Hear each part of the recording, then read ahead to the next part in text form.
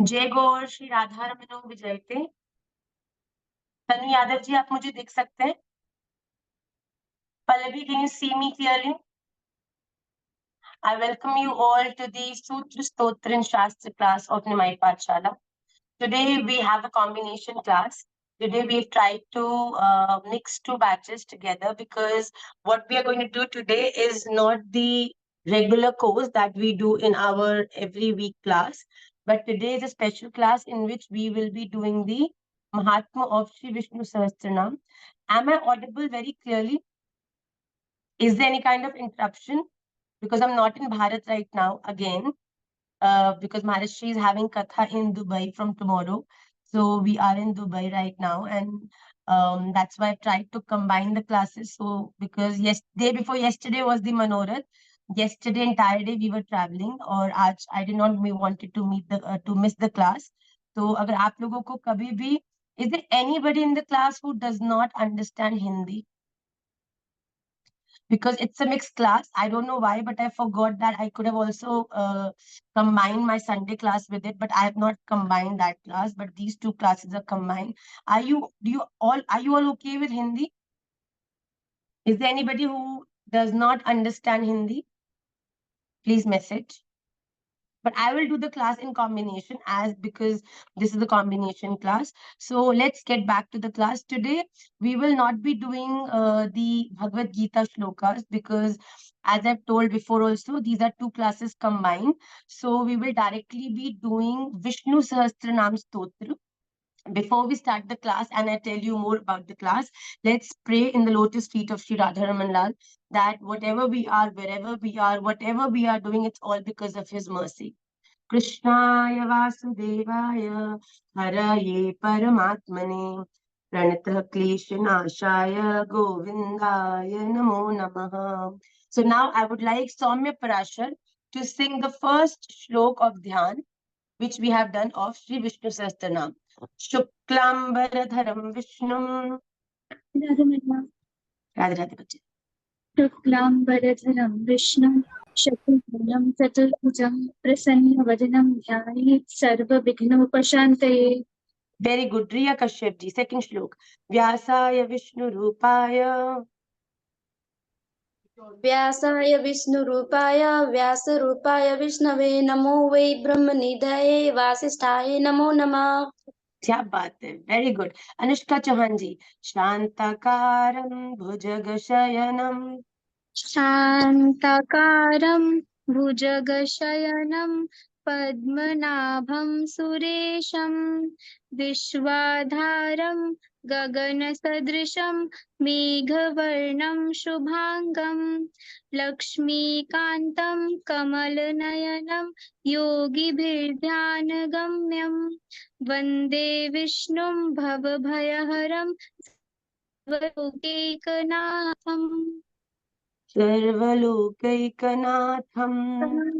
Very very good बेटा. Next श्लोक पल्लवी. यस्य स्मरण मात्रेण. बेटा चल ठीक है, कोई बात नहीं. नेक्स्ट श्लोक नेहा दुबे जी.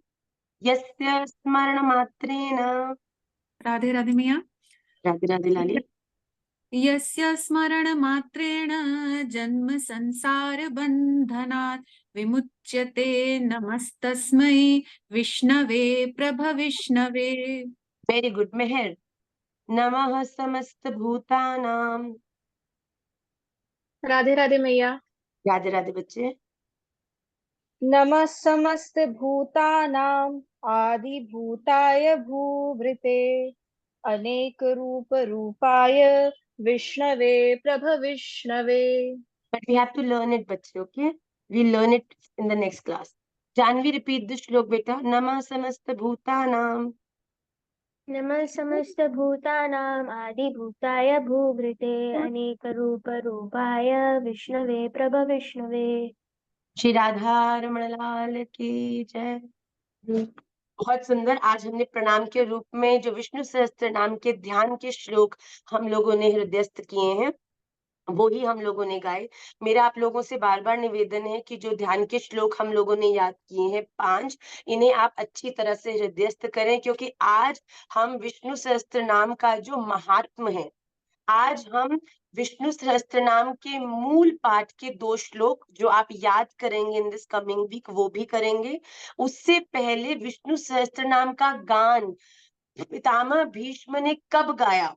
जब युधिष्ठिर जी ने उनसे जिज्ञासा करी। तो इनकी जो भूमिका के जो महात्म में भीष्म पितामह ने भगवान के नाम की महिमा का गान किया है, उसकी हम केवल रीडिंग करेंगे। दैट मीन्स वो हम याद नहीं करेंगे। जब भी विष्णु सहस्त्र नाम का गान करेंगे तो याद हम क्या करेंगे? 5 श्लोक ध्यान के, और जो 2 श्लोक आज आपको क्लास में मूल विष्णु सहस्त्र नाम का प्रारंभ करके जो आज मैं देने वाली हूँ, जिसमें एक एक नाम का क्या अर्थ है। युधिष्ठिर ने जब जिज्ञासा करी तब पितामह भीष्म ने इन इन नामों का ही क्यों चयन किया, इसके बारे में जो पितामह भीष्म ने बताया है। अभी तो शुरू हुआ है, पता नहीं ना। हे भगवान, पितामह भीष्म ने जो इन नामों का चयन किया है, ये जो नाम है क्यों है, इनका अर्थ क्या है, उसे हम आज की कक्षा में जानेंगे। तो today there is a lot of reading, you will love it. मैं आपकी स्क्रीन के ऊपर सबसे पहले महात्मा के कुछ 12-13 श्लोक हैं, उसको धीरे धीरे पढ़ूंगी। पढ़ने के बाद उसका अर्थ आपको साइड बाय साइड समझाती जाऊंगी। अगेन हम महात्मा को याद नहीं करेंगे प्लीज। जो हम अभी 12-13 श्लोक पढ़ने वाले हैं, इनको हम याद नहीं करेंगे, इनको हम केवल पढ़ना सीखेंगे। उसके बाद विष्णु सहस्त्र नाम का जो मूल पाठ है, उसके 2 श्लोक आज के लिए याद करने के लिए भी आपको दिए जाएंगे। And that is the reason why we are not even taking up Shrimad Bhagavad Gita in the class today. Are you all good on this? Shall we start the class? Shri Radha Raman Lal की जय, श्रीमन चैतन्य महाप्रभु की जय, श्री वृंदावन धाम की जय, श्री विष्णु सहस्त्र नाम स्तोत्र की जय, श्री सद्गुरुदेव भगवान की जय। जय जय श्री राधे, जय जय श्री राधे, जय जय श्री राधे श्याम निताई गौर हरि बोल, गौर प्रेमानंदे हरि हरि बोल। तो आप सबकी स्क्रीन पर श्री विष्णु सहस्त्र नाम का महात्म अभी आप सबका को दर्शन होगा, उसका बड़े ध्यान से इसको देखिएगा।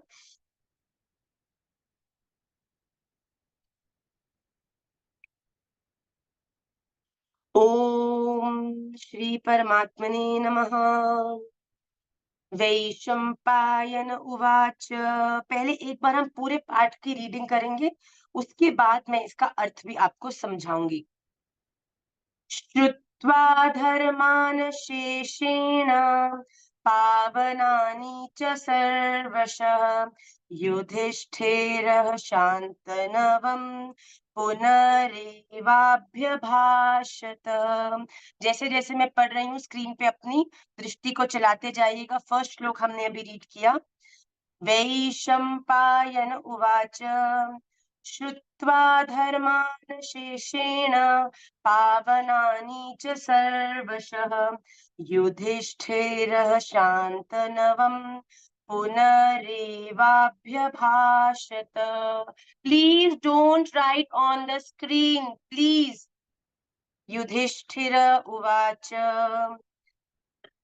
किमेकं दैवतं लोके किं वाप्येकं परायणम् स्तुवन्तः कं कर्म चन्तः प्राप्नुयुर्मानवः शुभम् को धर्मः सर्वधर्माणां भवतः परमो मतः किं जपन्मुच्यते जन्तुर्जन्म संसार बन्धनात्। श्री भीष्म उवाच। जगत्प्रभुं देवदेवम् अनन्तं पुरुषोत्तमं स्तुवन्नाम सहस्रेण पुरुषः सततोत्थितः तमेव चार्चयन् नित्यं भक्त्या पुरुषमव्ययम् ध्यायन् स्तुवन्नमस्यंश्च यजमानस्तमेव च।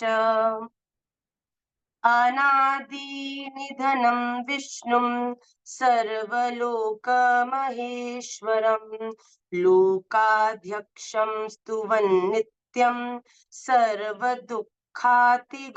भवेत्।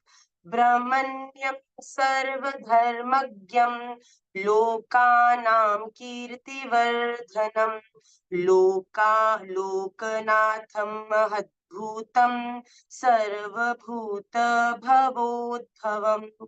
एष मे सर्वधर्माणां धर्मोऽधिकतमो मतः।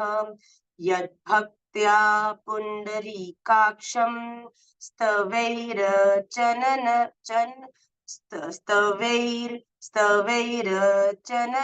सदा परमं यो महत्तेजः परमं यो महत्तपः परमं यो महद्ब्रह्मा परमं यः परायणम्।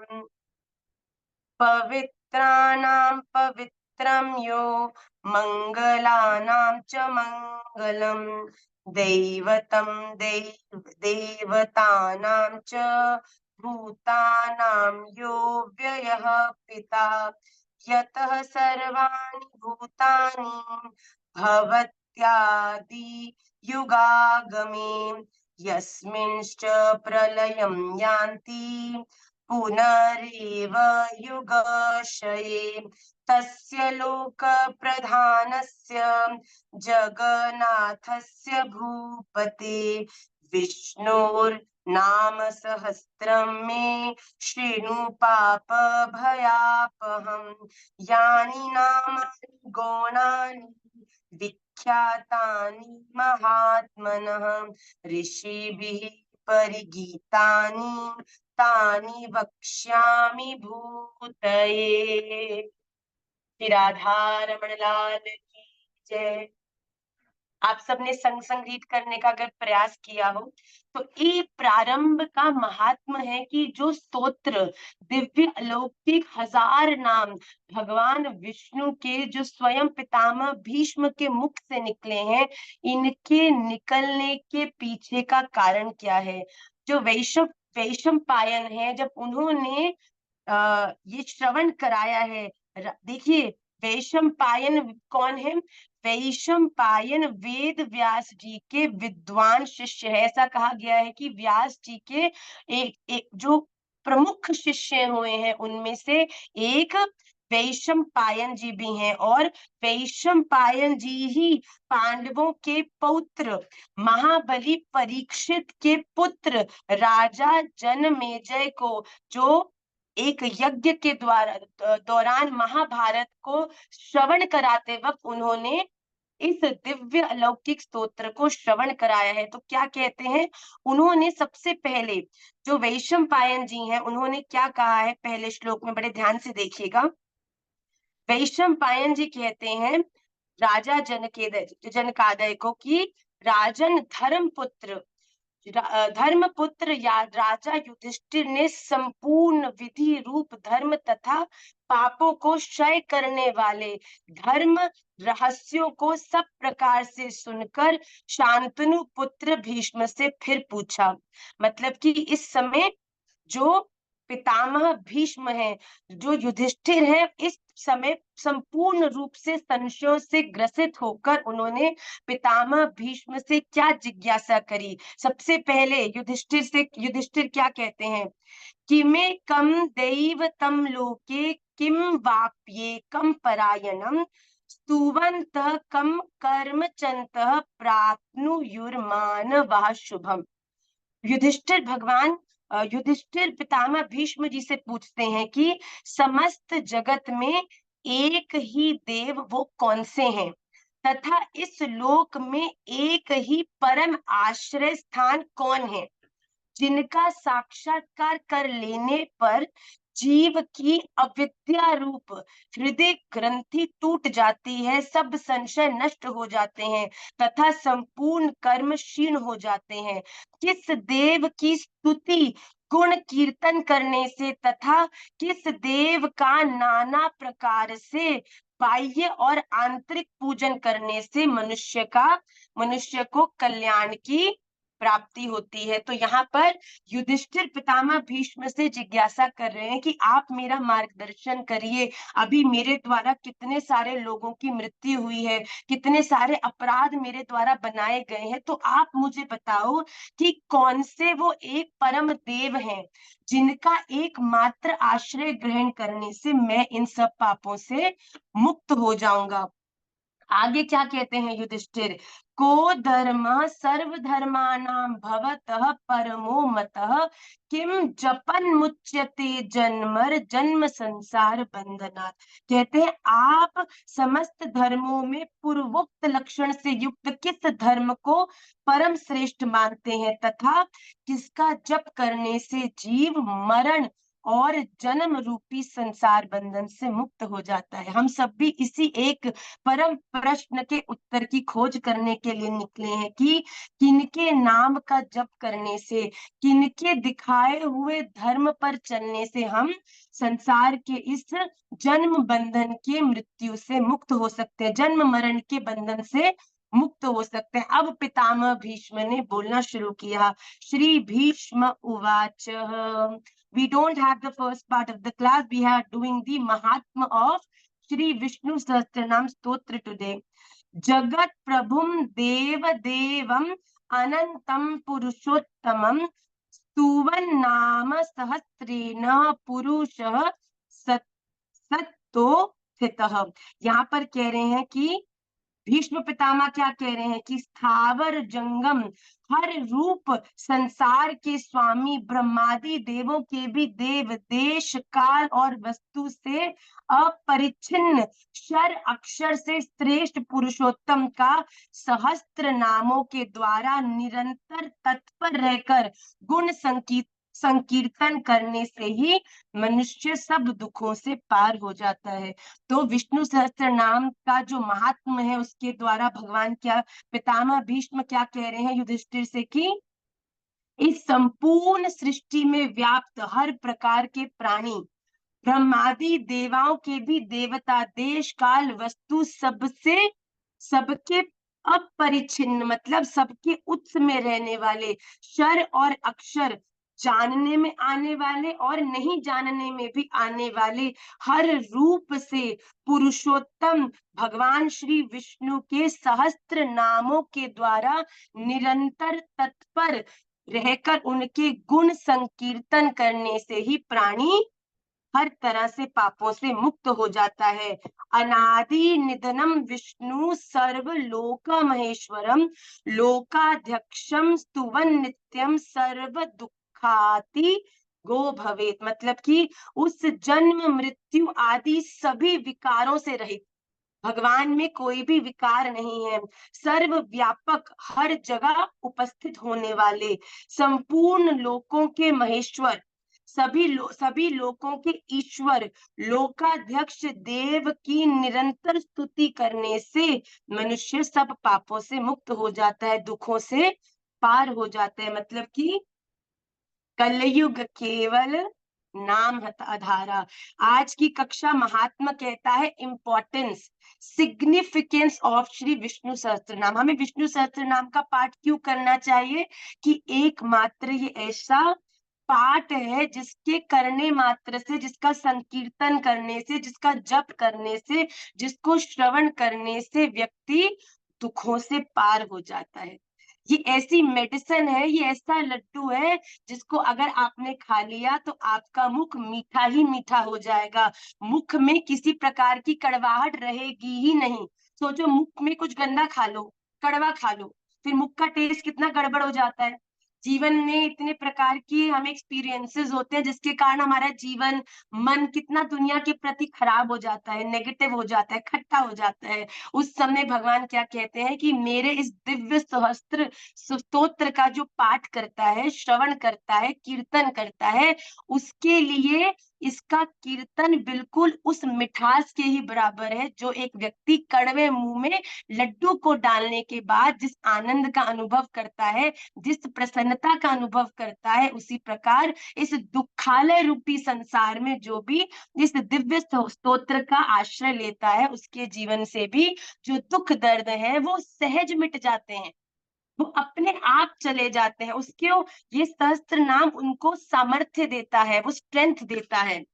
अगले श्लोक में क्या कह रहे हैं भगवान पितामह भीष्म, एष में सर्वधर्माणां धर्मोऽधिकतमो मतः यद भक्तया पुंडरीकाक्षं स्तवैरर्चनन् सदा। कह रहे हैं विधि रूप संपूर्ण धर्मों में मैं इसी धर्म को सबसे बड़ा मानता हूं। मतलब कलयुग में क्या धर्म है? केवल नाम ही धर्म है। कलयुग का धर्म है नाम का आश्रय लेना। तो पितामह भीष्म भी युधिष्ठिर को कह रहे हैं कि सबसे बड़ा धर्म कलयुग में केवल नाम का उच्चारण ही है, कि मनुष्य अपने हृदय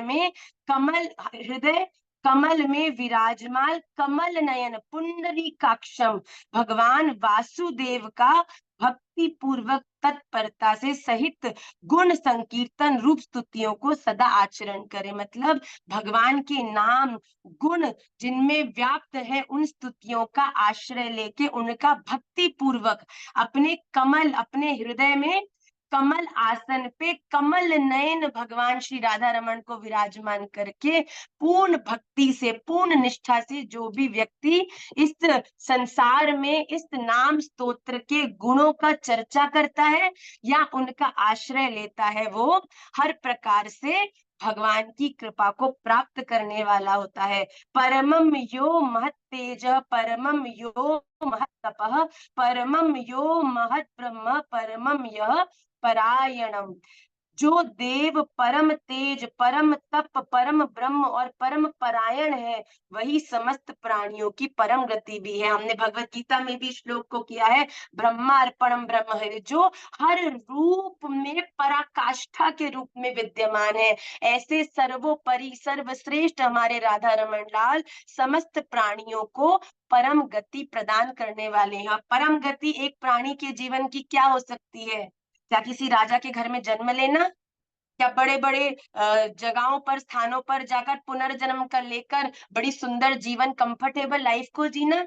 अरे तुम किसी भी रूप में बड़े से बड़े राजा के घर में भी जन्म ले लो, पर इस संसार का स्वरूप दुखालय है, किसी ना किसी रूप में दुखों को तो भोगना ही पड़ेगा। इसीलिए जीव का परम आश्रय है श्री राधा रमण देव जी के श्री चरणारविंद की सेवा। राधा रमण और राधा रमण ही हम सबका एकमात्र लक्ष्य है। तो उस लक्ष्य को प्रदान करने की जो कृपा है वो भी इस नाम मात्र में ही हमको प्राप्त होगी। पवित्राणाम पवित्रम यो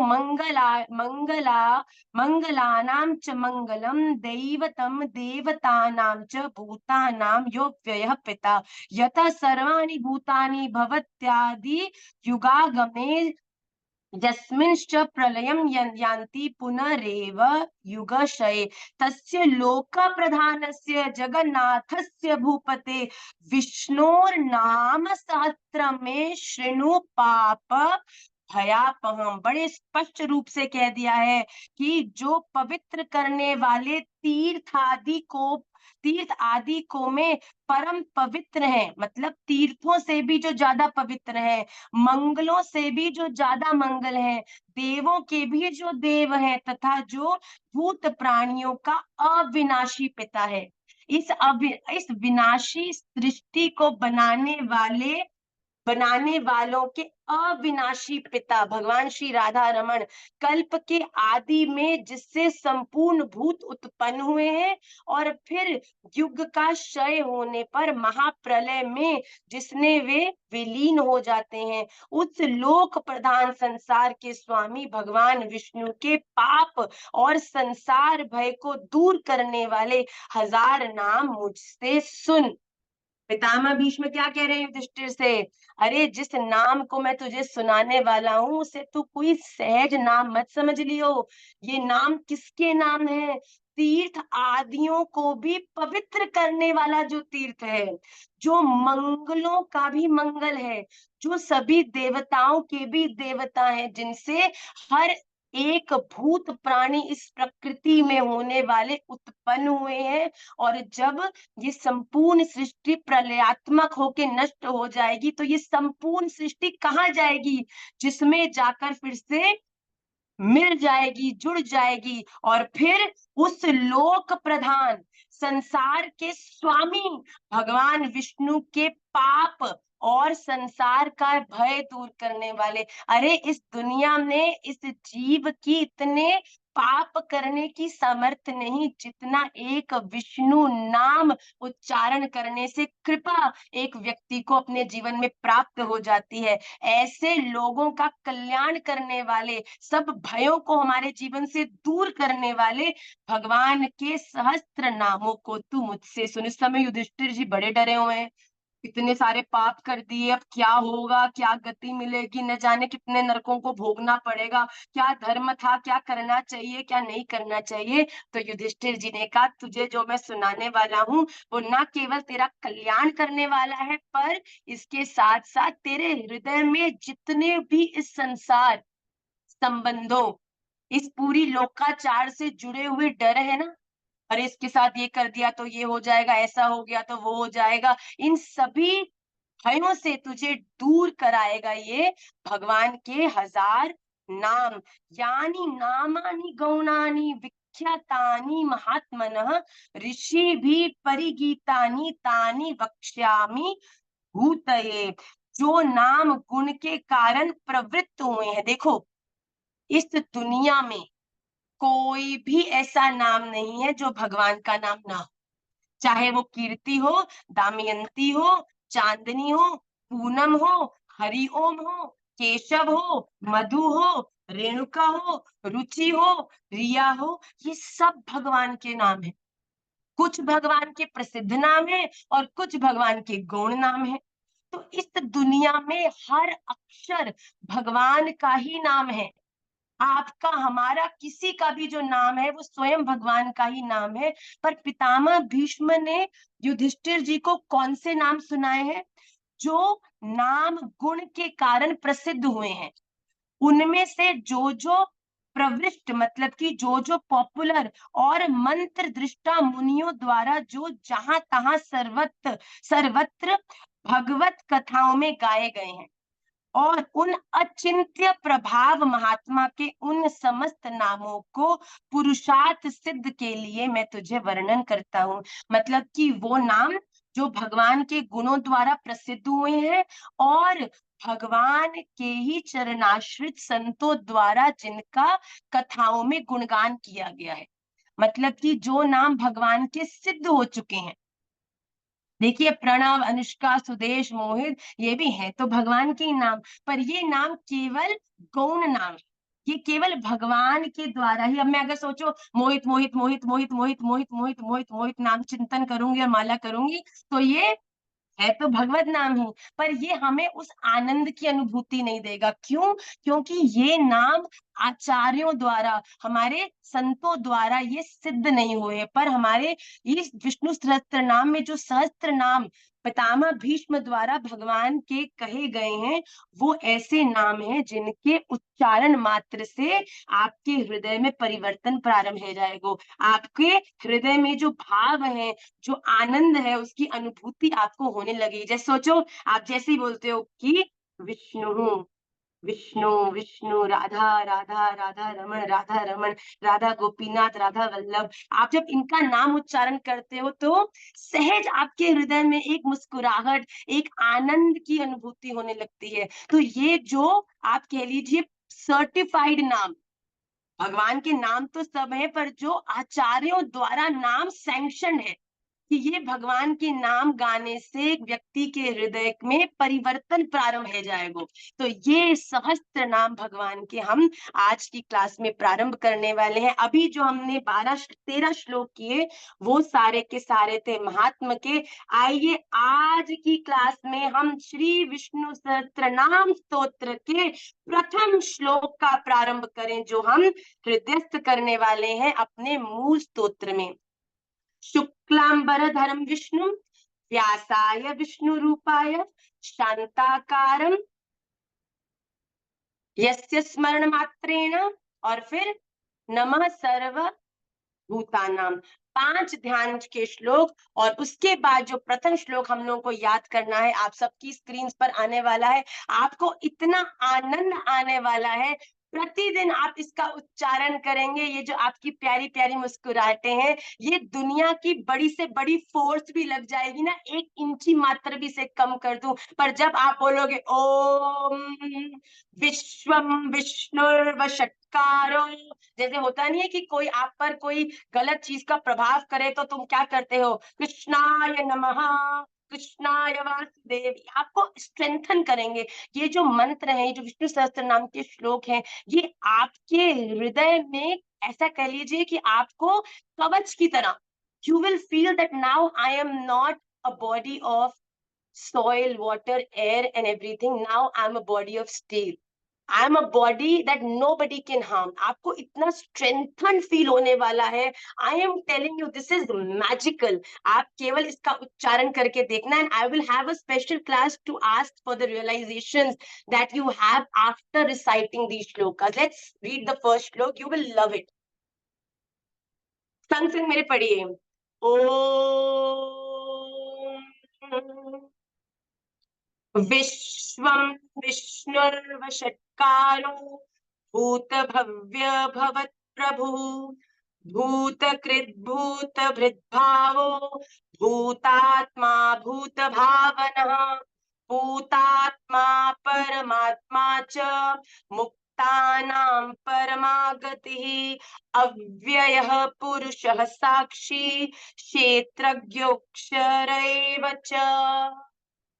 ओम, ओम अर्थ है सच्चिदानंद स्वरूप. अ उ म जो प्रणव है, ये भगवान के सच्चिद आनंद, अर्थात भगवान कौन है, सत्य चिद चैतन्य और आनंद, सच्चिद आनंदता का प्रतीक है प्रणव ओम. जब आप ओम का उच्चारण करें तो भगवान के सच्चिदानंद स्वरूप का ध्यान करें. फिर ओम विश्वम, विश्वम क्या कह रहा है, विश्वम अर्थात समस्त जगत के कारण स्वरूप. विश्वम, विश्व के होने का कारण कौन है, भगवान श्री राधा रमन. भगवान श्री राधा रमन देव जी से ही ये संपूर्ण सृष्टि प्रकट हुई है. विश्वम.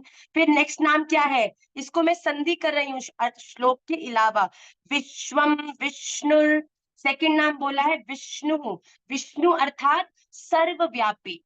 इस संपूर्ण प्रकृति सृष्टि में ऐसी कोई जगह नहीं है जहां भगवान श्री राधा रमन ना हो. अंधेरे से अंधेरे कोने में चले जाओ, छोटी से छोटी जगह पे चले जाओ, आकाश में चले जाओ, धरती में चले जाओ, ऐसी कोई जगह ना है जहां मेरे राधा रमन लाल आपको ना ही मिलेंगे. तो ये क्या है, विष्णु. विष्णु मतलब सर्वव्यापी. ओम विश्वम विष्णु वषट्कारो, वषट्कारो से तीसरा नाम क्या निकलता है, वषट्कारः, मतलब जिनके उद्देश्य से यज्ञ में वषट क्रिया की जाती है, ऐसे यज्ञ स्वरूप, अर्थात जो यज्ञ करने की क्रिया का कारण है, मतलब कि जिनको प्राप्त करने के लिए संपूर्ण प्राणियों के द्वारा यज्ञ आदि किया जाता है, वो स्वयं यज्ञ स्वरूप भगवान श्री राधा रमन है.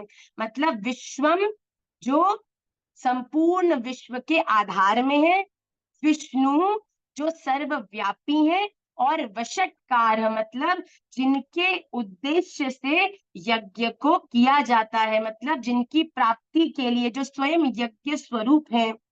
चौथा नाम भूत भव्य भवत प्रभु. नेक्स्ट नाम क्या आता है, भूत भव्य भवत प्रभु में मतलब भूत. व्हाट इज भूत, व्हाट इज भूत, भूत इज नॉट भूत.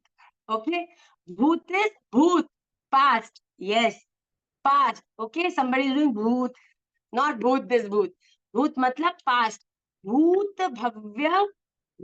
भव्य भवत प्रभु मतलब past, भविष्य और वर्तमान के स्वामी, मतलब जिनकी आज्ञा से पास्ट, प्रेजेंट और फ्यूचर हमारा चलने वाला है. नेक्स्ट नाम क्या कह रहे हैं, भूतकृत भूतभृत. भूतकृत मतलब रजोगुण का आश्रय लेकर ब्रह्मा रूप से संपूर्ण भूतों की रचना करने वाले, मतलब ब्रह्मा जी के द्वारा संपूर्ण सृष्टि की रचना करने वाले कौन है, भगवान श्री विष्णु. और भूतभृत भूतभृत मतलब सत्व गुण का आश्रय लेकर संपूर्ण भूतों का पालन पोषण करने वाले। देखो पहले पहले है भूतकृत, फिर है भूतभृत। तो भूतकृत क्या है, इसका अर्थ है कि संपूर्ण सृष्टि में प्राणियों की रचना करने वाले, और फिर भूतकृत मतलब संपूर्ण सृष्टि का पालन पोषण करने वाले, अर्थात उनके हरता। ऐसे कौन है, भगवान श्री राधा रमन। और फिर क्या है, भूतकृत भूतभृत भावो, भाव मतलब नित्य स्वरूप होते हुए भी स्वतः उत्पन्न होने वाले, मतलब कि जो हर समय हर क्षण हर जगह पर उपस्थित है, फिर भी केवल अपनी इच्छा से ही दिखने वाले, जो अपनी इच्छा के अनुसार ही है। कोई चीज नहीं दिख रही, इसका अर्थ वो नहीं है कि वो है नहीं, अर्थात सब जगह हर समय होते हुए भी स्वतः अपनी इच्छा अनुसार उत्पन्न होने वाले। और नेक्स्ट क्या है, भूतात्मा भूत भावना। भूतात्मा मतलब संपूर्ण भूतों के आत्मा में स्थित, मतलब हमारे अंतःकरण में कौन है, राधा रमन। तो हमारे अंतर्यामी मतलब हमारे अंतःकरण में रहने वाले, और भूत भावना मतलब भूतों की उत्पत्ति और वृद्धि के कारण, मतलब कि इस संसार में भूत मतलब हर प्राणी, इस प्रकृति में जो जितने भी लोग हैं उनके होने का और उनकी वृद्धि का, मतलब उनके और उनके विस्तार का कारण कौन है, भगवान श्री विष्णु। तो हमने प्रथम श्लोक में कितने नाम पढ़े, 9 नाम भगवान के। कौन से, पहला विश्वम, विष्णु, वषट्कारः, भूत भव्य भवत् प्रभुः, भूतकृत भूतभृत भाव, भूतात्मा भूत भावनः। Are we clear on these 9 names? किसी को कोई क्वेश्चन? ठीक है, अगले श्लोक में देखिए, नेक्स्ट श्लोक में क्या कह रहे हैं, भूतात्मा।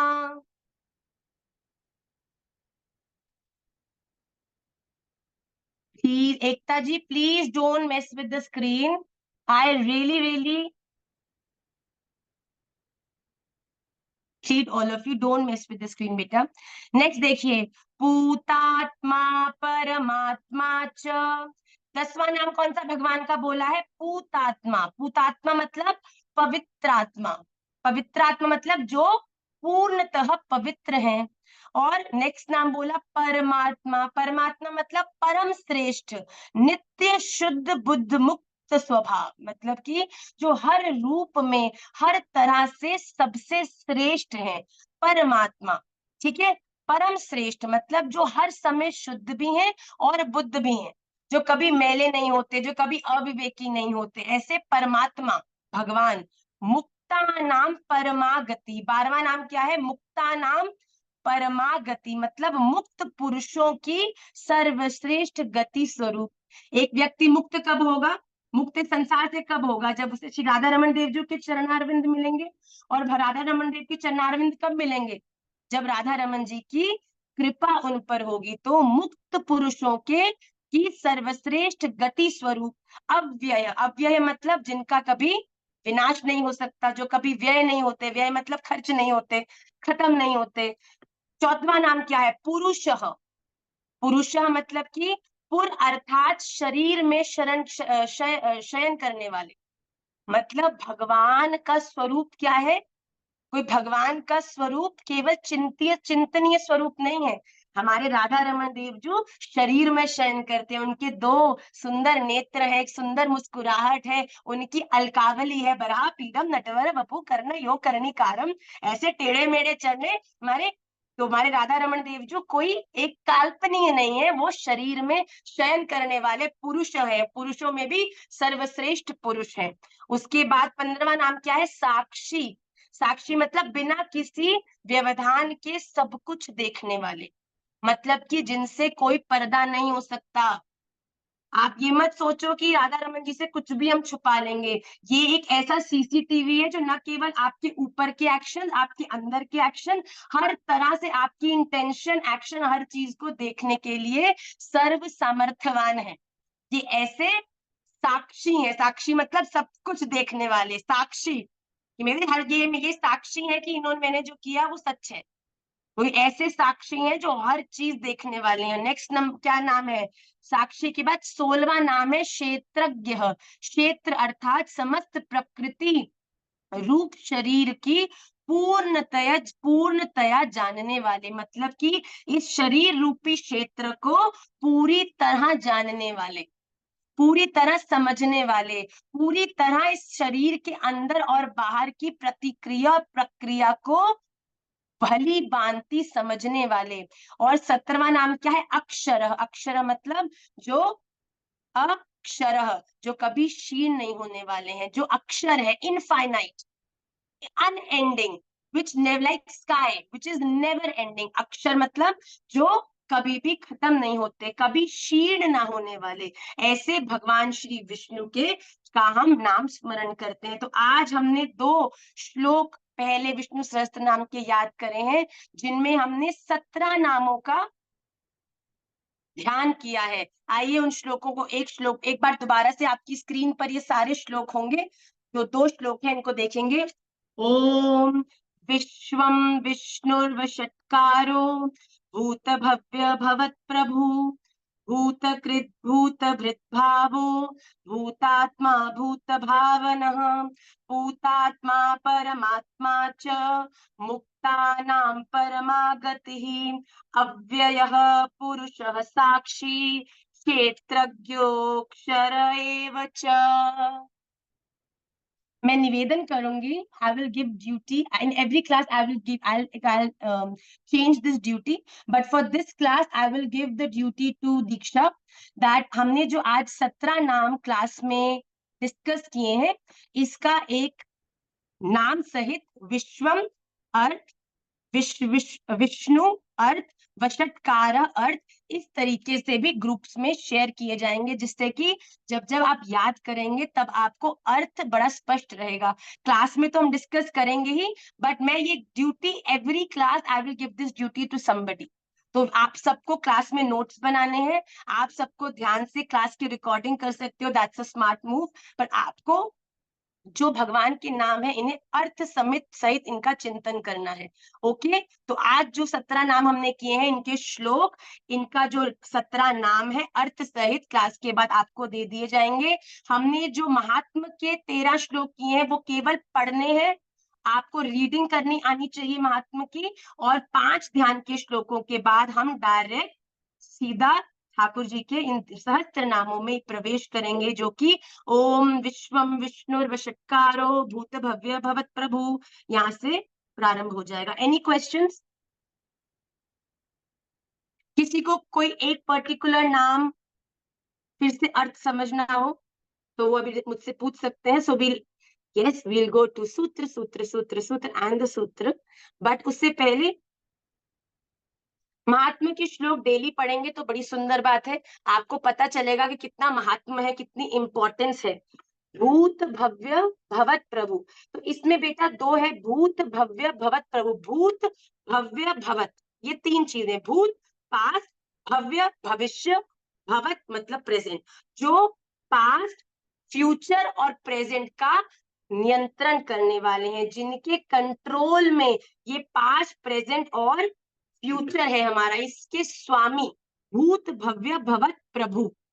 सीधा बता रहा है, भूत पास्ट, भव्य भविष्य, भूत भव्य भवत, भवत मतलब प्रेजेंट, उसके प्रभु, उसके स्वामी भगवान Shri Radha Raman. Okay, any other word? और इसके बाद आपको क्लास में भी उसका मिलेगा, रिपीट प्लीज। भूत भव्य भवत प्रभु, प्रभु मतलब स्वामी, ओके, भूत मतलब पास्ट, भव्य मतलब भविष्य और भवत मतलब प्रेजेंट। तो भूत भूत भूत भावना, भूत भावना का अर्थ है कि भूत भावना भूतों की उत्पत्ति, भूत भावना मतलब उनकी उत्पत्ति, भूत मतलब प्रकृति, ये पूरी सृष्टि, इस सृष्टि की उत्पत्ति, मतलब जिससे ये पूरी सृष्टि बनी है, और वृद्धि, जिसकी कृपा से ये सृष्टि पूरी चल रही है, उसका विस्तार, वृद्धि मतलब विस्तार होना, प्रोग्रेस होना, इसकी एग्जीक्यूशन का जो कारण है वो कौन है? भगवान श्री विष्णु। माँ मुझे भूत भृत और भूतकृत समझ नहीं आया। देखिए दो है, भूतकृत। भूतकृत क्या है मतलब? भूतकृत मतलब कि रजोगुण का आश्रय लेकर ब्रह्मा स्वरूप से संपूर्ण भूतों की रचना करने वाले। देखो, भगवान, रचना तो भगवान के द्वारा ब्रह्मा जी कर रहे हैं, पर एक प्रक्रिया के माध्यम से जो रचना की जा रही है, उसे भी इस धरती पर लाने के जो कारण है वो कौन है? भगवान श्री विष्णु। भगवान श्री विष्णु की कृपा से ब्रह्मा जी ने रचना तो कर दी, पर रचना को गर्भ में लाने के लिए और उस गर्भ से इस धरती पर लाने के पीछे की जो प्रक्रिया है, उसके पीछे भी भगवान विष्णु ही है। और उसके बाद भूत भृत। भूत भृत मतलब उसके बाद जब वो प्राणी, जब वो एक नन्हा बालक इस सृष्टि में आ जाता है, तब सतो गुण का आश्रय लेकर उसका पालन पोषण करने वाले भी। देखिए पालन पोषण वो कैसे करते हैं? एक तो माता करती है, और माता कौन है? त्वमेव माता च पिता त्वमेव, त्वमेव बंधु च सखा त्वमेव। तो माता के रूप में भी भगवान विष्णु ही उस बालक का पालन पोषण कर रहे हैं। और अगर दूसरी तरफ से देखो कि इस सृष्टि में संपूर्ण चीजें भगवान विष्णु की ही है, उनसे ही है। तो हम एक शिशु के पालन पोषण के लिए अगर किसी चीज का भी उपयोग कर रहे हैं, तो वो भगवान की ही कृपा से हमें प्राप्त हुआ है। तो भगवान विष्णु ही हम सबकी इस सृष्टि में आने के और हमारे लालन पोषण मतलब हमारी वृद्धि, हमारी प्रोग्रेस के पीछे के कारण है। साक्षी मतलब हु इज दी, आप कह लीजिए eyewitness. Okay, is this a better word to say? I witness. साक्षी मतलब भगवान हमारी इस दुनिया में हमारे द्वारा की जाने वाली हर एक चीज को देखने वाले। एक नॉर्मल नॉर्मल चीज में देखो कि कोई चीज है हमारे सामने, अगर हम पर्दा कर दें, तो क्या आप पर्दे के उधर की चीज को देख सकते हो? नहीं देख सकते ना, क्योंकि लौकिक नेत्र है, इसकी एक सामर्थ्य है। पर भगवान के नेत्र ऐसे तेजस्वी और अलौकिक हैं कि इस दुनिया में आप कितने बंद कमरों में कुंडी लगा के, छोटे से कमरे में अंधेरा करके भी अगर कुछ करने वाले हो, वो भी भगवान की दृष्टि से बचने वाला नहीं है। तो आप सब ये ध्यान रखो कि भगवान साक्षी हैं, हर चीज को देखने वाले हैं। इसीलिए वॉच योर एक्शंस। आप चाहे अकेले में भी कर रहे हो और अगर कुछ गलत कर रहे हो, इस दुनिया से तो बच जाएगा, हमारे राधा रमन लाल से नहीं बचेगा। तो हम इन सब नामों को क्लास के बाद भी आपको देंगे, so you will get a better hand of it. So आप प्लीज ये 2 श्लोक अगली क्लास में याद करके आएंगे। And let's go on to the next part of the class, which is the sutra part. It's a very beautiful sutra today. और आज का सूत्र मुझे बड़ा आनंद दिया जब मैंने इसका श्रवण किया। एक बार क्या हुआ, सिकंदर का नाम तो आप सबने सुना ही होगा। वो इतने क्रूर थे, कितने राजाओं को मारकर सबके राज्यों का सोना चांदी लूट कर अपने साथ ले जाते थे। एक बार न जाने कितने राज्यों को लूट कर सिकंदर अपने राज्य की तरफ जा रहे थे, तो एक जंगल को पार कर रहे थे। बड़े ध्यान से सुनना। जंगल को पार करते हुए वो घोड़ों पर जा रहे हैं, पीछे बहुत सारे अनंत घोड़ों के ऊपर बहुत सारे सोने चांदी हीरे अश्वत्थ मुद्राओं को लेकर वो जा रहे। इतने में जोर से जंगल में एक आवाज आती है। तो जो सिकंदर था वो बड़ा चौंक जाता है।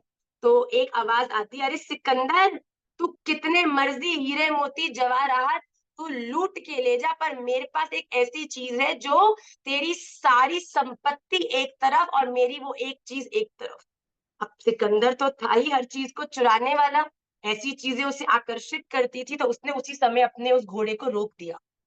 जैसे ही घोड़े को रोका, तो वो उस उतर कर उस साधु के पास गया। वो साधु बेटा अपना जप कर रहा था और बड़ा तेजस्वी वो साधु था। तो उस साधु के पास जाके बोला, अरे कुवड़िया बाबा, तू जानता है मैं कौन जा रहा हूँ? तो बाबा मुस्कुराने लगे, ना मैं हूँ सिकंदर। इस पूरी सृष्टि में जितनी धन संपत्ति है ना, एक दिन सब चुरा के ले आऊंगा। इतना कोई सामर्थ्यवान नहीं है जो मुझसे युद्ध करके मुझे हरा सके। इस पूरी दुनिया में मैं सबसे ज्यादा बलशाली हूँ, सबसे ज्यादा पैसा मेरे पास है, संपत्ति मेरे पास है, मुझसे ज्यादा अमीर कोई ना है। तो वो बाबा ने आंखें खोली, सिकंदर को देखा और उसके मुंह पर हंस दिए। सिकंदर तो तिल बिला गया, अच्छा मैं अपना गुणगान कर रहा हूँ, मैं अहंकारी, मैं राजा, तू बाबा पहनने को कपड़े ना है, छोटी सी माला लेके पता नहीं क्या क्या जप करता है, और तू मुझ पे हंस रहा है। उसको देखकर सिकंदर को क्रोध आ गया, गुस्सा आ गया बहुत। तो बाबा कहते, अरे भैया तू क्रोधित क्यों हो रहा है? तेरे पास तुझे यकीन नहीं होता? You don't believe me? It's all right. तराजू मंगा, एक तरफ तो अपनी संपत्ति रख, दूसरी तरफ मैं अपनी जेब से निकाल कर एक चीज रखूंगा, तो तुलना कर लियो, देख लियो कौन सी चीज ज्यादा भारी है। अब सिकंदर हंसने लगा जोर जोर से अपने सैनिकों को देखने के लिए, कि देखो अरे ये बाबा जंगल में पागल हो गया है, न जाने कब से भूखा प्यासा बैठा है, इसकी तो मति खराब हो गई है। तो उसने कहा ठीक है बाबा, तेरे अहंकार को मैं नष्ट करूंगा, क्योंकि तेरे अहंकार को नष्ट करना जरूरी नहीं है, मेरा अहंकार पुष्ट होना ज्यादा जरूरी है। तो उसने तुरंत अपने एक सैनिक को बुलाया और कहा, सुनो ये तराजू लाओ। तराजू को रखा गया और कहा एक तरफ केवल एक ही घोड़े का कुछ सोना लाके रख दो। ये बाबा की छोटी सी पॉकेट जिसमें भी फटी हुई है, न जाने क्या निकाल देगा ये, देखो छोटी सी थोड़ा सा सोना ला के रख दो, अभी इसका जो अहंकार है वो नष्ट हो जाएगा। वो आया, उसके सैनिक ने एक तरफ जो तराजू का एक तरफ था उसमें सोना रख दिया। अब बाबा ने मुस्कुराया, अपनी जेब में हाथ डाला और जेब से हाथ निकाल कर एक छोटी सी चीज, बिल्कुल चमकदार सी चीज तराजू के दूसरी तरफ रख दी। जैसे ही तराजू की दूसरी तरफ वो चीज रखी, तुरंत तराजू जो बाबा की रखी चीज थी उससे भारी हो गया और सिकंदर का जो सोना था वो ऊपर चला गया। सिकंदर की तो सिट्टी पिट्टी गुल। ये हुआ तो हुआ क्या?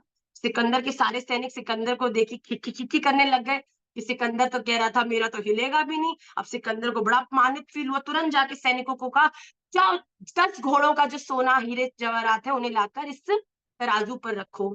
अरे भैया सैनिक सोना चांदी हीरा लाते गए, रखते गए, वो तराजू टस से मस नहीं हुआ। मतलब इमेजिन, एक तरफ केवल इतनी सी चीज थी और एक तरफ अंबार लग गए सोना चांदी हीरे के, फिर भी तराजू बाबा की छोटी सी चीज का ही भारी था। अब हो गया सिकंदर को इंफीरियोरिटी कॉम्प्लेक्स। अब उसको लगा ये ऐसी कौन सी चीज है कि अरबों खरबों का सोना एक तरफ, ये बाबा की छोटी सी चमकदार चीज एक तरफ। उसने बड़े अहंकार से पूछा, बाबा बताइए क्या है? तो बाबा कहते, अरे कैसे बात करता है, तुझे अभी भी तमीज नहीं आई, तेरा अभी भी अहंकार नष्ट नहीं हुआ? बाबा को क्रोध आ गया। और बाबा ने, जैसी बाबा को क्रोध आया, बाबा ने क्या किया, भूमि से थोड़ी सी मिट्टी उठाई, थोड़ी सी मिट्टी, नेक सी मिट्टी, और उस चमकदार चीज के ऊपर डाल दी। आप सब ये जानकर हैरान हो जाओगे, जिस क्षण बाबा ने उस चमकदार चीज पर मिट्टी डाली, तुरंत वो चीज इतनी हल्की हो गई कि हवा में उड़ गई, और जो तराजू में जिसमें सोना चांदी रखा था वो तुरंत धप आके नीचे बजा जोर से। अब तो सिकंदर का माथा ही खराब, कि इतनी सी मिट्टी, जितनी तुम फूंक मारोगे तो उड़ेगी, इतनी सी मिट्टी को डालने से ये इतनी भारी चीज हल्की होगी। अब तो सिकंदर को लगा ये बाबा कोई चमत्कारी बाबा है, इसके पास कोई चमक है, कोई चमत्कार है जिसके कारण ये ऐसे करता है। अब वो उस बाबा के चरणों में गिर गया। अब बाबा के चेहरे पे मुस्कुराए, देखो जब तक तुम चरणों में नहीं गिरोगे गुरु के, जब तक तुम चरणाश्रित नहीं होगे, जब तक तुम अपने आप को ज्ञानी मानोगे। हमने भगवत गीता खुद पढ़ ली जी, हम ज्ञानी हो गए, हम तो इतने श्रेष्ठ है, श्रीमद् भागवत महापुराण का स्वाध्याय करते हैं अम्मा। अरे तुम लोगों की कृपा है, तुम लोगों की वो सामर्थ्य है, तुम लोगों की वो पात्रता है कि सच्चिदानंद रूपाय भी पढ़ लो। अरे भैया जब तक तुम्हारे जीवन में गुरु कृपा प्रवेश नहीं करती ना, जब तक गुरु मुखी कोई श्लोक नहीं होता, तुम कितनी बार भी उसे पढ़ लो, याद भी कर लोगे, पर जीवन में उतरेगा तो भैया तभी जब कोई घुटा घुटाया तुम्हारे को वो श्लोक घटाएगा। भैया तुम ये मत सोचो खुद पढ़ के तुम ज्ञानी बन जाओगे, ज्ञानी बन भी जाओगे तो अहंकार में आकर ऐसे भूमि पर गिरोगे कि कुछ भी मिलेगो ना है हाथ में। पर जिस दिन गुरुदेव के चरणाश्रित होके उनके मुख से आप कभी भी अगर ये चीज का ध्यान देते हो, तो आप ये चीज हमेशा हमारे मुख से भी सुनते हो कि हमने आज ये श्रवण किया, हमने आज ये गुरुदेव से सुना। महाराज जी ऐसा कहते हैं, क्यों? क्योंकि हमारी ना तो सामर्थ्य है पढ़ने की, पढ़ भी लेंगे तो अपनी छोटी सी बुद्धि के हिसाब से श्लोक का अर्थ अनर्थ खुद करके अपने जीवन को और ही कॉम्प्लिकेट करने वाले हैं। 99% of the students these days are doing this. लोग बोल देते हैं जाइए श्रीमद् भगवत गीता पढ़िए। अरे भगवत गीता पढ़ते ऐसे अपनी अल्प बुद्धि के अनुसार की अर्थ का अनर्थ करके अपने जीवन को कॉम्प्लिकेट करके परिवार को छोड़ दिया, संसार को छोड़ दिया। एक समय ऐसा आता है कि भैया भगवान भी छूट जाते हैं उनके द्वारा, क्योंकि छोड़ने का इतना अभ्यास हो जाता है तो अंत तो गत्वा बचा क्या? जब तक नाक रगड़ रगड़ के गुरुदेव के चरणों में उनसे जिज्ञासा नहीं करोगे ना, उनके उनके द्वारा दी गई सेवा को पूरी निष्ठा से नहीं करोगे, अरे सोनी सेवा नहीं करोगे, वैष्णवों वैष्णवों की चरण पादुक का सेवा नहीं करोगे, जब तक जीवन में कृपा नहीं होगी ना, तब तक कोई भी जीवन में तुम पे श्लोक कृपा भगवत कृपा तो मिलेगी ही तब जब गुरु और वैष्णव कृपा आप पर परिवर्षित होगी। तो ये चीज बड़ी ध्यान रखिएगा कि हम जब तक अपने गुरुदेव के चरण, अपने आप को ज्ञानी कभी मत समझना, चाहे सहस्त्र नाम भी याद हो जाए उसके बाद सहस्त्र श्लोक भी याद हो जाए, क्योंकि अगर आपने याद किया तो अहंकार आएगा ही आएगा, पतन होगा ही होगा। पर जिस दिन भगवान से प्रेम को बढ़ाने के लिए, भगवान को ही जानने का प्रयास करने के लिए, भगवान के उन सिद्ध नामों का आश्रय याद नहीं कर रहे हम उन नामों के आश्रय लेके भगवान को पुकार रहे हैं। अरे प्रियतम, गोपियां क्या कर रही हैं? गोपियां कभी भगवान की कुछ प्रिय लीला का प्रदर्शन करती हैं, कभी किसी प्रिय लीला का दर्शन करती हैं। भगवान से इतना प्रेम करती हैं कि उन लीलाओं को खुद करने लगती हैं, कि भगवान को ये लीलाएं भगवान ने करते समय उनको इतना आनंद आया कि शायद हम अगर दोबारा इस लीला को करेंगे तो भगवान उस लीला का हिस्सा बनने के लिए प्रकट हो जाएंगे। होंगे कि नहीं?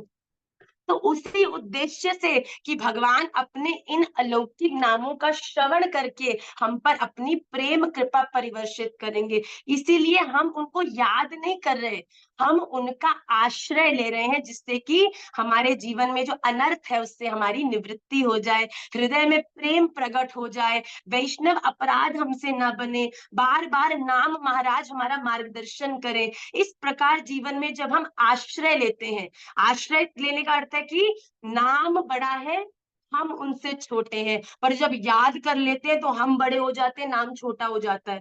तुम्हें पता है हम भगवान विष्णु सहस्त्र नाम भगवान का विष्णु सहस्त्र नाम स्तोत्र हमें चुटकियों में हम सुना सकते हैं।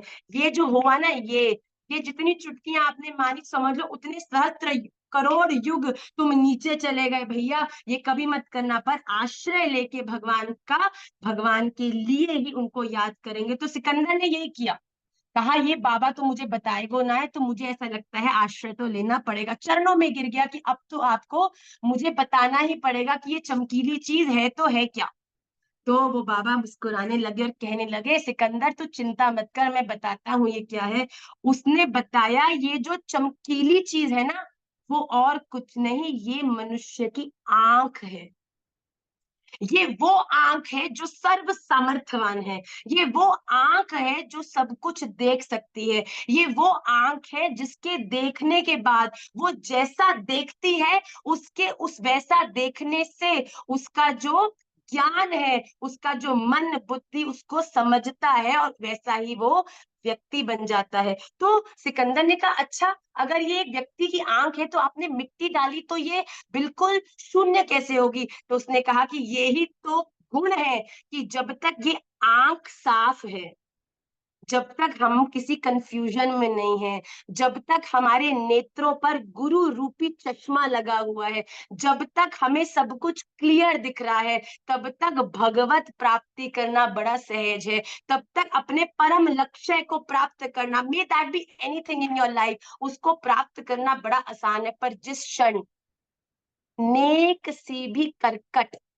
नेक सी भी मिट्टी, नेक सी भी दृष्टि, नेक सा भी दोष, नेक सा भी विकार, नेक सा भी अवगुण अगर उस नेत्र में चला जाता है, तो वो नेत्र बिल्कुल यूजलेस हो जाते हैं। वो आपको कुछ भी दिखाने योग्य नहीं रहते। एक अंधा व्यक्ति बार बार जगह जगह पर ठोकर खाता है और गिर जाता है, फिर उठता है, फिर गलत रास्ते चलता है, फिर ठोकर खा के फिर गिर जाता है। वो चाह कर भी चल नहीं पाता, वो चाह कर भी अपने परम लक्ष्य तक पहुंच नहीं पाता, पर एक साफ आंख वाला व्यक्ति ही अपने परम लक्ष्य को प्राप्त करता है। इसीलिए प्लीज मेक श्योर कि आपकी आंखें सदा साफ रहें। अपनी आंखों में विकारों की, दोषों की इस मिट्टी को कभी मत डलने देना, क्योंकि अगर ये आंखों में डल गई तो आप अच्छे खासे सही रास्ते पर चलते चलते भी गलत रास्ते पर चले जाओगे। जैसी दृष्टि वैसी सृष्टि।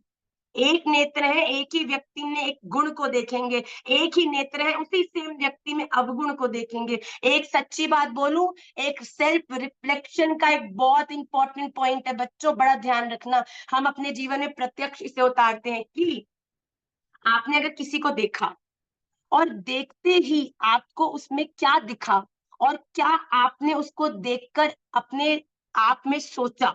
फॉर एग्जाम्पल, आपने के सामने कोई व्यक्ति आया, आपने उसको देखते ही उसके किसी गुण को देख लिया, तो इसका अर्थ है कि आपके जीवन का भजन बड़ा अच्छा चल रहा है भैया।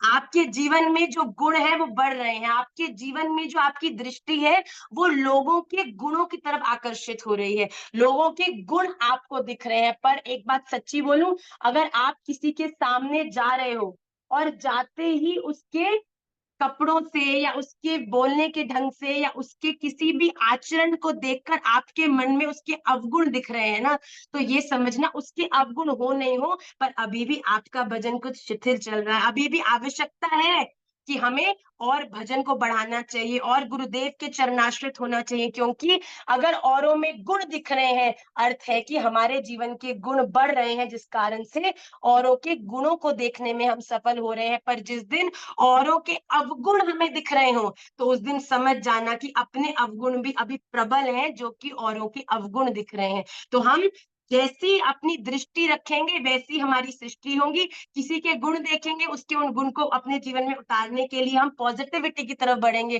किसी के अवगुण देखेंगे, उनके अवगुण का विचार करके गॉसिप करेंगे, देखो ये क्या करती है, कैसे बोलती है, कैसे चलती है, कैसे खाती है, इसका चिंतन करेंगे। जिस प्रकार की दृष्टि आप अपनी रखोगे, जिस प्रकार की दृष्टि से आप अपने आप को देखोगे, वो एक मिरर है, रिफ्लेक्शन है of what you see in others. तो आज आपके लिए बहुत अच्छा चेक पॉइंट है। कोई दिखे और कुछ गलत दिखे ना, तो अपने मुंह पे मार लेना कि भैया देखो, अब जो तुम्हें देखो।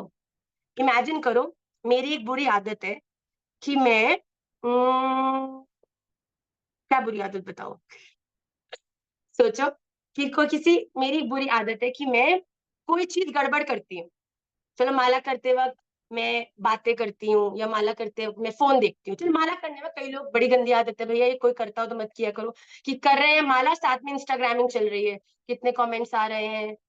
इनएक्टिव चैंटिंग इसको कहते हैं, that you are distracted from the chanting but you are chanting. Okay, तो किसी में अगर ये चीज है कि वो चैंट कर रहा है और वो डिस्ट्रैक्टेड है, तो अब कभी भी कोई व्यक्ति किसी दूसरे व्यक्ति को देखता है, तो वो उसको देख के सबसे पहले क्या देखता है, वो चीज देखें, ये भी तो चैंटिंग करते हैं, वो फोन तो नहीं चला रहा, कैसे चैंटिंग करे। क्यों? क्योंकि हमारे अंदर ये अवगुण है कि हम ये गलत काम करते हैं, तो दूसरे को जब हम देखते हैं तो सबसे पहले हम उसकी वही चीज की तरफ अट्रैक्टेड होते हैं।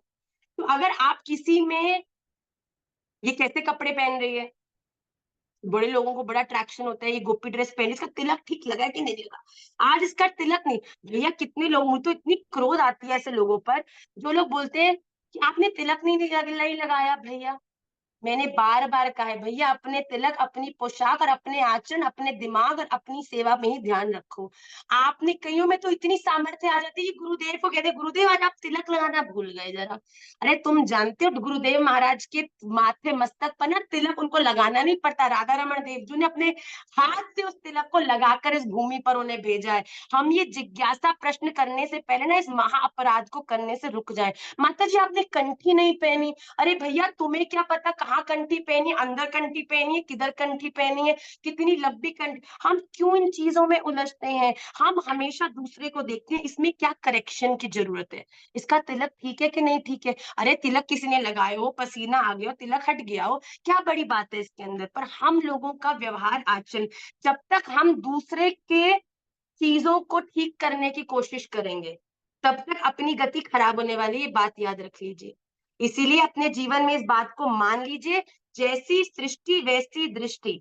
आप जैसा देखोगे वैसा ही आपके इंटेंशन होंगे, वाइब्रेशन होंगे, आपके एक्शन होंगे। इसीलिए अच्छा ही देखो, और अच्छा देखते हो तो अच्छा करोगे, अच्छा सोचोगे, और जब अच्छा सोचोगे तो आपके आसपास के लोग भी अच्छा करने के लिए प्रेरित होंगे। इसीलिए सिकंदर के द्वारा उस दृष्टि को एकमात्र चुटकी भर उस मिट्टी के कारण जो वो नेत्र था वो बिल्कुल शून्य हो गया, जीरो हो गया। वही नेत्र जो हर तरह से हर उपलब्धि को हमें प्राप्त करा सकता है, एक छोटे से विकार के कारण वो अंधा बना दिया उसने हमको। तो इस बात पे हम विशेष ध्यान दें कि हमारे पास, अगर हम अपने भजन में बढ़ना चाहते हैं, राधा रमन जी को प्राप्त करना चाहते हैं, तो बड़ा अनिवार्य है कि अपनी दृष्टि को सही रखें, अपनी इंटेंशंस को सही रखें, अपने देखने की, देखो तुम हर एक व्यक्ति में राम रावण है। भूल जाओ वो युग गए, दो लोग होते थे, एक पूरा सही एक पूरा गलत, एक पूरा देवता एक पूरा दैत्य। आजकल देवता भी यही है, दैत्य भी यही है। अगर भगवान राधा रमन भी यहाँ है तो हिरण्यकशिपु भी कहीं ना कहीं छुपा बैठा है सबके भीतर। बैठा कि नहीं बैठा? पर ये बात है कि हम किसको प्रमुखता दे रहे हैं, हम किसको ज्यादा अपनी लाइफ में वैल्यू कर रहे हैं। जिस दिन राधा रमन को वैल्यू करने लग जाएंगे, अंदर से राधा रमन की नाच नाच कर आपके राधा रमन को आपके भीतर से उज्जवल कर देंगे। आपके भीतर राधा रमन नाचेंगे और बाहर से आप में राधा रमन जी को लोगों का दर्श नहीं होता। आप सच बताओ, कभी कभी गुरुदेव महाराज जी को देख के लगता नहीं कि शायद राधा रमन जी ऐसे ही है, कि सच में सचल राधा रमन जी यही है? इससे ज्यादा सुंदर और कौन हो सकता है? अपने परिवार को, अपने व्यवहार को, अपनी एजुकेशन को, सबको छोड़कर हमें राधा रमन जी से जोड़ने के लिए हर 7 दिन में पोटला बांध के भैया चलते हैं कि मेरे आश्रित, मेरे राधा रमन के प्रेमी कहीं भटक नहीं जाए। कहीं इससे ज्यादा अच्छे उद्देश्य से कोई इस संसार में कार्य कर सकता है? बताओ, आप कर सकते हो? हम तो 2 बच्चा में उलझ कर ही कहते हैं भैया चैंटिंग ही नहीं हो पाती, परिवार तो छोड़ो। हम तो माता जी मंदिर तक नहीं जा पाते, अपनी अपनी पीठे रति जी बैठी हैं क्लास के अंदर। भैया इतनी बड़ी पीठ खोल दी, लोग अपने चूल्हे और बर्तन और साग चावल से मुक्त नहीं हो पा रहे हैं दुनिया में, तो भजन तो बहुत आगे की बात है। ऐसे प्राणी जो संसार होते हुए भी सबको छोड़ के लोक कल्याण के लिए इधर से उधर भटक रहे, बताओ वो राधा रमन जी के अलावा कोई हो सकते हैं? वो ऊर्जा उनको राधा रमन जी के अलावा कोई दे सकती है? तो ये बड़ी अनिवार्य बात है कि आप भी राधा रमणीय बनना चाहते हैं, अपने भीतर के राधा रमन जी को और उज्जवल करना चाहते हैं, तो अपने भीतर के राधा रमन जी को पुष्ट करने वाले गुणों का हम आश्रय लें। अपनी दृष्टि को सदा सात्विक रखें। कोई क्यों कर रहा है, कैसे कर रहा है, उसके पीछे अनंत कारण हो सकते हैं। कोई भीख मांग रहा है, भीख मांगना उसकी चॉइस नहीं है, भीख मांगना उसकी मजबूरी भी हो सकती है। So stop commenting on the beggars on the street, और ये तो ये करते हैं, वो तो वो करते हैं। इन सब चीजों से बचिए, अपनी सृष्टि, अपनी दृष्टि को सात्विक रख के ही अपने जीवन में आगे बढ़े, ऐसा मेरा निवेदन है। तो इसी के साथ हम आज की क्लास को भी विश्राम करेंगे। प्लीज विष्णु सहस्त्र नाम के 2 श्लोकों को आप याद करिएगा। और आज की क्लास में हम क्वेश्चन आंसर सत्र नहीं ले पाएंगे, क्योंकि हमको अभी तुरंत जहाँ पर कथा स्थल है वहां के लिए निकलना है। और नेक्स्ट क्लास के अंदर we'll take the question answer segment. I will see all of you next Tuesday. मैं ट्यूसडे क्लास में आपसे जो महात्मा है उसको रीड भी कराऊंगी। Please you have to revise it, I will send you. And एक एक नाम का अर्थ भी पूछूंगी, तो हम याद करके आएंगे किस नाम का क्या अर्थ है। दीक्षा आप मुझे शेयर करेंगे, जो कि मैं शेयर करूंगी, जिससे आपको हर नाम का अर्थ भी मिल जाएगा। ठीक है? इसी के साथ हम आज की क्लास को विश्राम करते हैं। आप सबके श्री चरणों में अपना दंडवत प्रणाम करते हुए, श्री राधा रमन लाल के श्री चरणों में अपना प्रणाम निवेदित करते हुए, वांछा कल्पतरुभ्यश्च कृपा सिंधुभ्यैव च पतिता नाम पावनेभ्यो वैष्णवेभ्यो नमो नमः। श्री राधा रमन लाल की जय।